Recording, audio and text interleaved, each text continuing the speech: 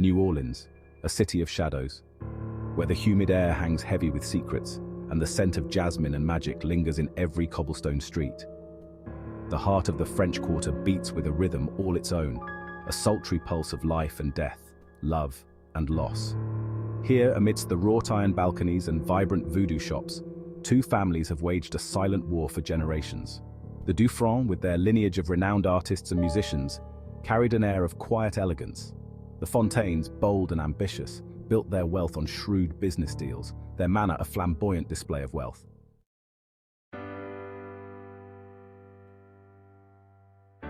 Marina Dufresne, a young woman with eyes as blue as the Gulf and a spirit as untamed as the bayou, dared to dream of a love forbidden. Every glance, every word, it's like dancing on the edge of a knife. Across the crowded ballroom, Jean-Luc Fontaine, heir to his family's fortune, felt his heart stir. Marina, I can't stay away, even if it means defying fate itself. Their love, a fragile bloom in the darkness, was a dangerous secret. The roots of the feud ran deep, entwined with New Orleans history. It began with a promise under the watchful eyes of the Lower. The Dufrens and Fontaines swore an oath of loyalty, but ambition slithered in like a serpent. The Fontaines betrayed the Dufrens for wealth. The betrayal cut deep, poisoning both families. The broken pact unleashed a terrible curse. The Lower cursed the Fontaines with misfortune.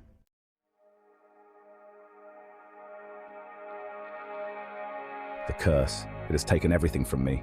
Victor Dufresne, Marina's father, was a shell of the man he once was.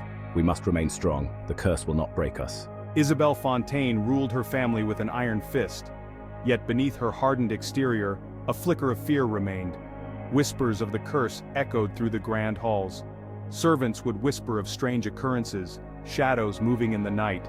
The weight of the past pressed down on Marina and Jean-Luc.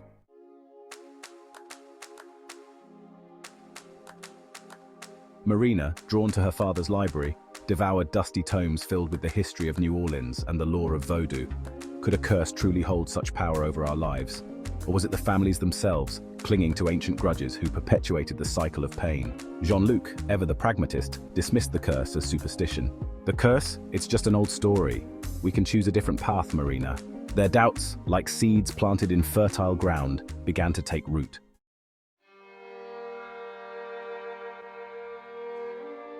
Their paths crossed under the cloak of night, stolen moments hidden from prying eyes. Jean-Luc, it feels like we're living in a dream. The old oak tree, its branches draped with Spanish moss, became their sanctuary. Here with you, Marina, I feel free. Marina, her laughter echoing through the stillness of the night, felt truly alive for the first time. Jean-Luc, his gaze never leaving her face, found solace in her presence, a respite from the suffocating weight of his family's legacy.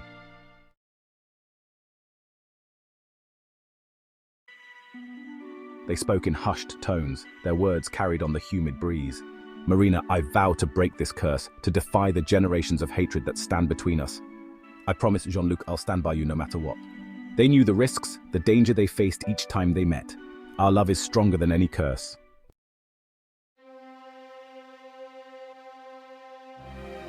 The weight of their love, a heavy cloak upon their shoulders, was both a blessing and a curse. I find solace in my art. My canvases filled with vibrant colors, a reflection of the passion that burns within me. Jean-Luc, restless and torn, poured his energy into his studies, searching for answers in ancient texts, hoping to find a way to break the curse that bound them. Our families, oblivious to our secret meetings, continue their silent war, their hatred a suffocating presence in our lives.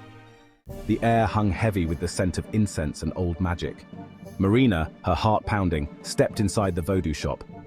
I need to know about the curse, the one that binds my family to the Fontaines. The shop's proprietor regarded her with a knowing gaze. You seek answers, child. Love, betrayal, and the wrath of the Loa.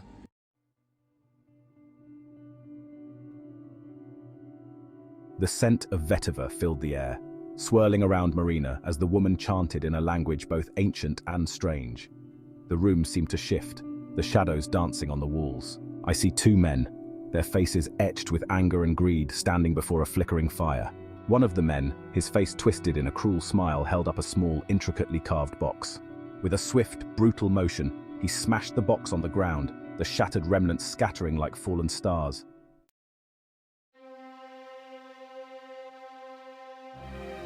The vision faded, leaving Marina reeling. She saw the faces of the men clearly now, their features etched in her memory. "The curse runs deep, child," she said, her eyes filled with ancient wisdom. "But it is not insurmountable. But there is a price," she warned, her gaze piercing Marina's soul. "The lower demand balance. A sacrifice must be made." Marina, her heart heavy with the weight of her ancestors' sins, knew what she had to do. She had to choose. She would fight for Jean-Luc, for their love, even if it meant defying the very forces that governed her world.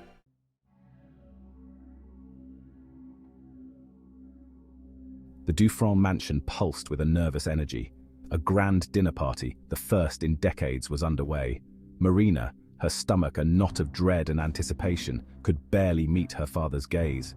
She stole glances at Jean-Luc across the table, his jaw set, his eyes reflecting the flickering candlelight. Victor Dufresne, his face etched with years of resentment, could barely contain his disdain for the Fontaines. Isabelle Fontaine, every inch the regal matriarch, met his gaze with equal coldness. And then it happened. A careless whisper, overheard by a servant. The truth, like a serpent, slithered into the open, poisoning the fragile peace.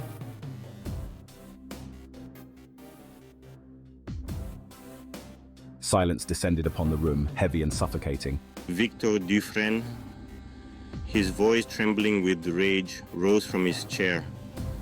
"You dare? To consort with the enemy? To betray your own blood?" Isabelle Fontaine, her composure cracking, slammed her hand on the table. "Foolish children," she hissed. "Don't you see? You're playing with fire, a fire that will consume you both."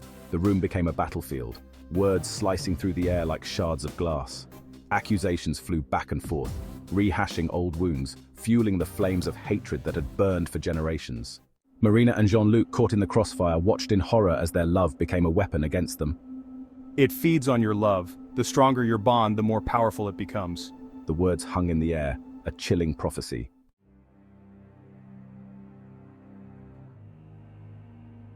Banished from their families, cast out into the humid New Orleans night, Marina and Jean-Luc found solace in each other's arms. There has to be a way. The Vodou priestess Marie, she spoke of balance, of a sacrifice. "We'll face this together, Marina. We'll find a way to break this curse, even if it's the last thing we do." Guided by the flickering gaslights and the distant beat of voodoo drums, they made their way to the edge of the city, to the shadowy realm where the bayou met the cemetery, the veil between worlds thin as a whisper. The air grew heavy with the scent of decaying flowers and damp earth. Ancient oaks, draped in Spanish moss, reached out like skeletal fingers. The cemetery, bathed in the eerie glow of the moon, felt both sacred and profane. "You have come." Marie Laveau's descendant awaited them, her eyes gleaming with an otherworldly light. "The spirits are restless. The balance has been disturbed." Following her instructions, they stood before a weathered tombstone, the inscription barely visible in the moonlight. A sense of dread washed over Marina as Marie began to chant, her words echoing through the silent graveyard.